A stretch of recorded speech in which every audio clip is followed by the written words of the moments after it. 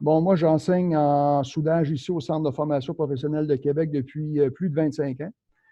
Je vais essayer de vous donner les grandes lignes un petit peu de notre formation, de notre DEP. Bien entendu, le métier de soudeur, c'est un métier qui est très manuel. Fait que c'est sûr que ça prend une très bonne coordination des mouvements. Parce que lorsqu'on fait un joint de soudage, bien là, il faut constamment s'ajuster à ce qu'on fait. Fait que notre vision et nos mouvements, il faut qu'ils soient très bien coordonnés, avec une très bonne coordination. C'est sûr qu'il ne faut pas avoir de problème respiratoire parce que même si on a des bons systèmes de ventilation, ça demeure que le métier peut générer quand même un certain nombre de poussières et de fumée, quoique sont quand même bien contrôlés par des systèmes d'aspiration et de ventilation. Pas de problématiques de dos, parce qu'il faut quand même soulever des pièces. C'est sûr qu'on a des systèmes de levage et manutention. On a quand même des charges en 50 livres et moins à soulever. Être capable de travailler en hauteur, ça peut être un atout quand même assez important, parce que le métier de soudeur, ça peut amener à toutes sortes de situations. Ça peut être avec des échafauds, ça peut être sur la construction, ça peut... vous pouvez construire, exemple, un bateau. Fait que un bateau, on sait que c'est quand même assez gros. Fait que faut se monter des échafauds. Fait que vous pouvez être appelé à travailler quand même en hauteur. Fait que faut pas avoir des problèmes à ce niveau-là. Fait que c'est pas mal les qualités principales. Fait que le programme d'études, c'est un programme de 1800 heures. Fait que si on résume en gros là, le programme d'études, pour commencer, on peut séparer ça en 3 grands thèmes. Fait que, on a le soudage. C'est sûr que vous allez apprendre à souder là, tous les procédés de soudage qu'on retrouve en entreprise. Ça, c'est un premier thème. Un deuxième thème, ça serait la lecture de plans. C'est sûr que vous allez avoir à interpréter des plans, parce que lorsqu'on fabrique des assemblages, c'est toujours à partir de plans. Fait que la notion de lecture de plans, c'est quand même très important. Puis aussi le volet assemblage. C'est les 3 grands thèmes que vous allez pratiquer. Fait que c'est ça. Fait que les procédés de soudage, les plans et l'assemblage. C'est les 3 principaux. C'est ceux qui viennent se greffer aussi réparation, modification des assemblages. C'est une compétence aussi qui est quand même importante dans notre métier. Puis juste pour terminer, les compétences, c'est sûr qu'il y a des compétences générales à avoir aussi. Fait que à ce moment-là, si on parle de métallurgie, santé, sécurité, coupage, etc., fait que c'est des compétences, on peut dire, générales ou connexes aux 3 grands thèmes que je vous ai mentionnés. Fait que dans le fond, c'est le programme soudage-montage, c'est 29 modules. Faut s'attendre à avoir quand même une certaine partie de théorie. Souvent, il y en a qui pensent qu'il n'y a pas beaucoup de théorie. Il y en a quand même à peu près 40 %. Puis 60 % de pratique. C'est sûr que la théorie n'est pas répartie également dans tous les 2 ans. Et surtout dans les premières sessions, tandis que la dernière session, il n'y a pas de théorie en tant que telle. Mais en général, si on fait un résumé, c'est pas mal 40 % théorie, 60 % de pratique. Puis on finit avec 3 semaines de stage à la fin. Tous les procédés de soudage qui sont couramment utilisés en entreprise, soit le SMA, le GTA, GMA, FCA, on va les voir tantôt plus en détail. Fait qu'on voit tous les procédés de soudage. Il y a toujours une théorie associée à chaque procédé. Fait qu'exemple 8, c'est l'application du procédé SMA. C'est la théorie par rapport à ce procédé-là. Puis le module 9, il y a toujours le volet pratique. C'est toujours comme ça pour chaque procédé. Fait que la théorie, ça dure à peu près entre 15 et 30 heures, tandis que les procédés de soudage, ça varie entre 150 et 250 heures à peu près de pratique. Parfait. C'est à peu près ça pour les procédés. C'est sûr qu'on touche à l'acier, on touche au stainless, à l'acier inoxydable, puis on touche aussi à l'aluminium. Fait qu'on voit les 3 métaux de base là, souvent utilisés en entreprise. OK. Tantôt, on parlait des 3 grands thèmes.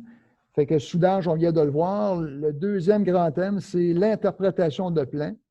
Fait que ça, c'est vraiment une portion qui est quand même très, très importante. Les employeurs recherchent ça, des personnes qui sont capables d'interpréter les plans.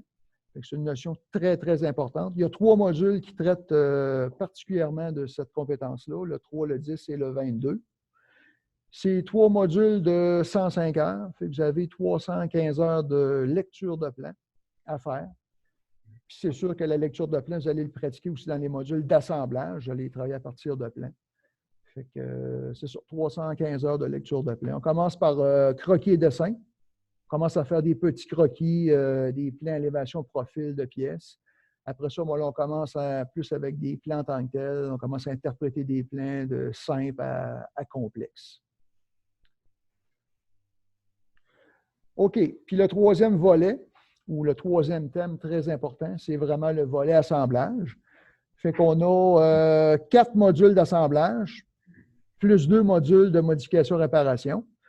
Fait que c'est sûr que ça s'en va par gradation. On commence à des assemblages de base. On va voir tantôt des exemples d'assemblage de base.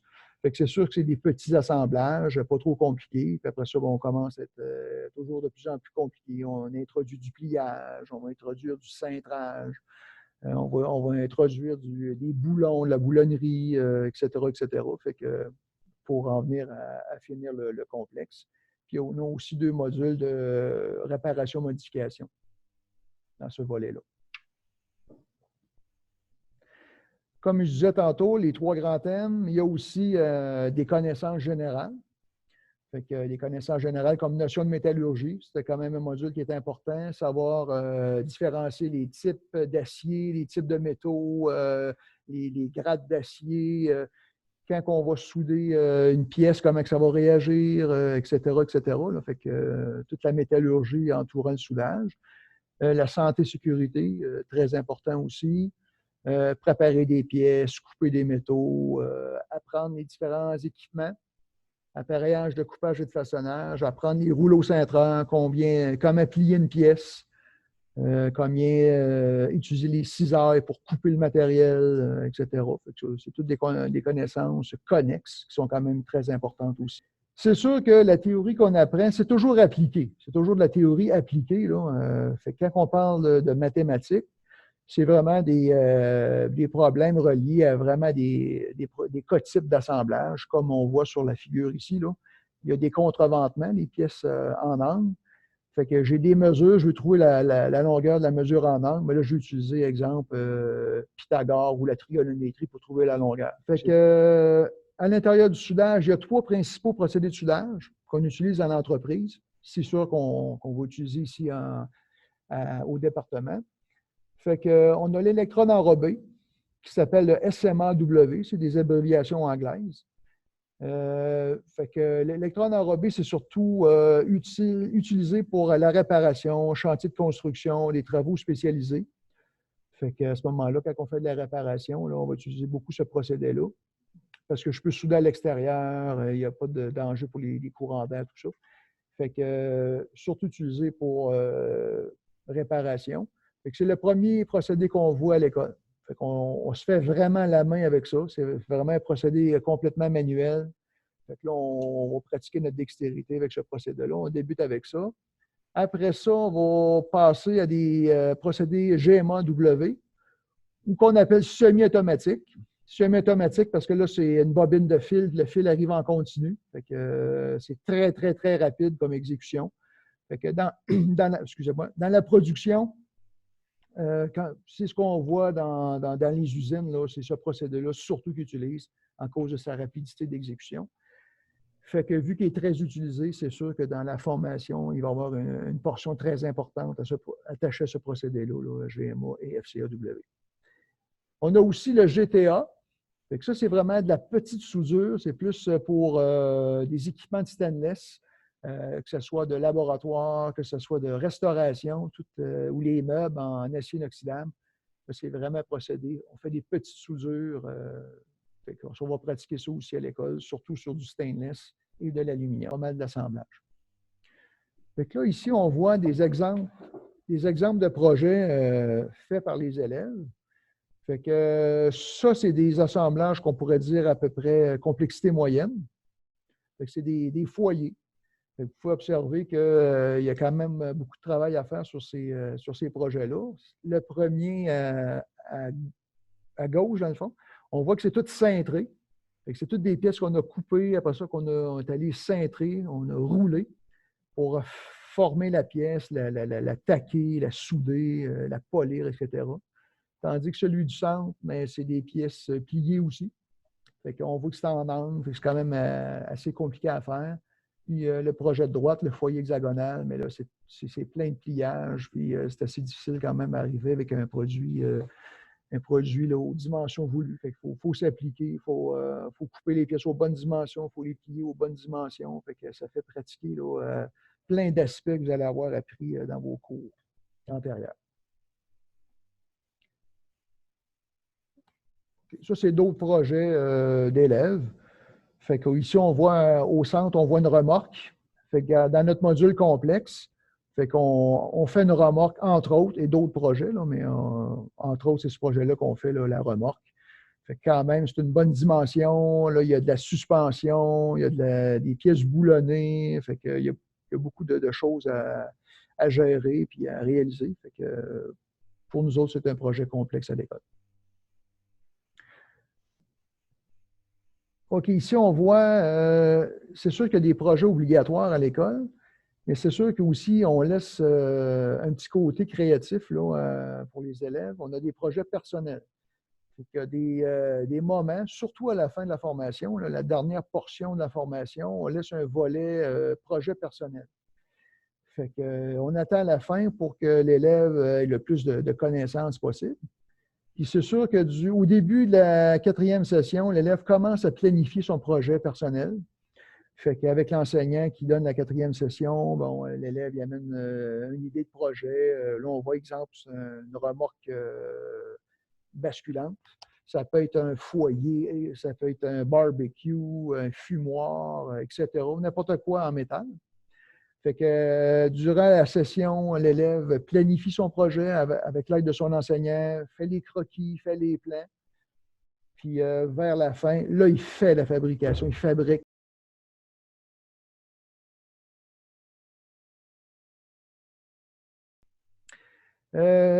C'est sûr qu'à l'école, nous autres, on donne le DEP en soudage-montage, mais on donne aussi le DEP en fabrication de structures métalliques et métaux ouvrés. C'est important de bien faire la distinction entre les deux. Si on parle de structures métalliques et métaux ouvrés, ça, c'est tout ce qui touche au bâtiment et au génie civil. Fait que tout ce qui touche au bâtiment, on le voit ici, l'ossature d'un bâtiment, que ce soit les colonnes, les poutres, les fermes. Vous voyez un bâtiment qui s'érige, que ce soit un Canadian Tower ou peu importe. Toute la structure de métal, ça appartient vraiment au DEP de fabrication de structures métalliques et métaux ouvrés. Tandis que soudage-montage, c'est toute la fabrication autre que les bâtiments. Fait que ce soit des trucks de récupération, que ce soit des navires, etc. Là. Tout ce qui est en métal, des poêles à bois, peu importe.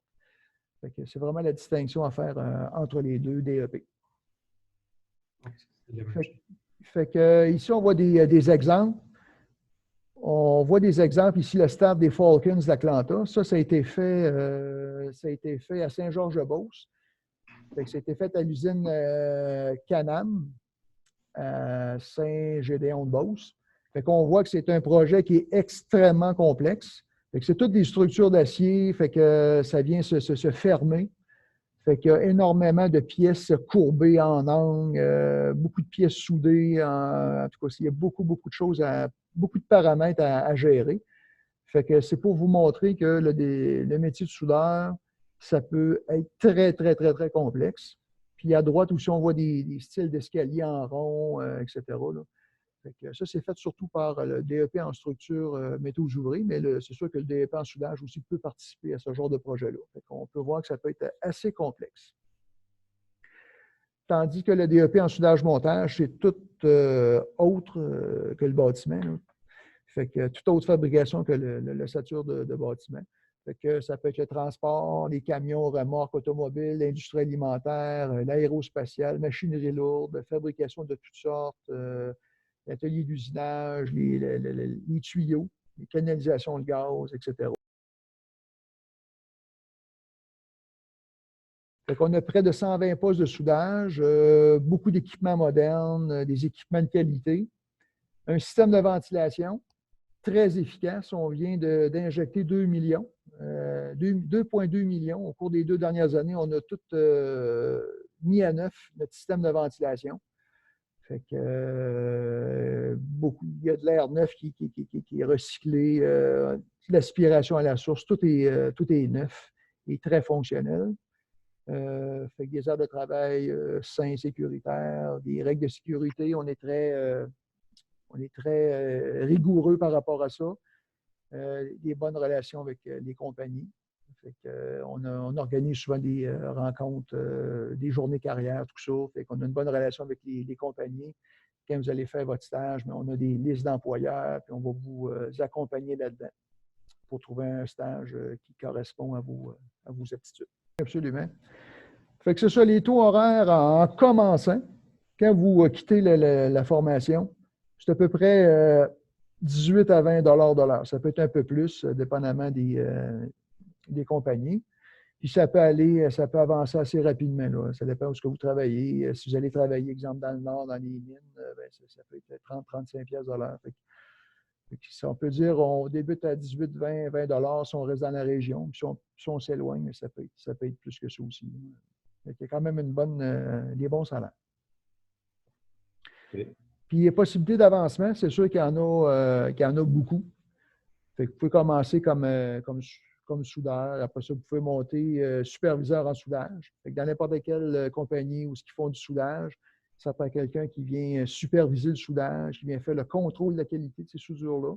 Fait qu'il y a des cours optionnels ou complémentaires qu'il faut suivre. On peut monter superviseur, on peut monter inspecteur en soudage. Fait qu'il y a une gradation. On peut être estimateur, conseiller pour les produits de soudage, comme je disais, inspecteur en soudage et contrôle de la qualité. C'est vraiment une coche au-dessus de superviseur. Fait que ceux qui aimeraient en savoir encore plus, ils peuvent aller suivre une formation, un DEC en métallurgie. Ça se donne à Trois-Rivières, au cégep de Trois-Rivières. Très peu de finissants chaque année. Quelques finissants chaque année, extrêmement recherchés. Vous avez un DEC en métallurgie, c'est extrêmement recherché. Ça peut être une possibilité d'avancer. Contre-maître d'atelier, ça peut être une autre option aussi. Avoir sa propre compagnie ou formateur ou enseignant, ça peut être une autre option aussi.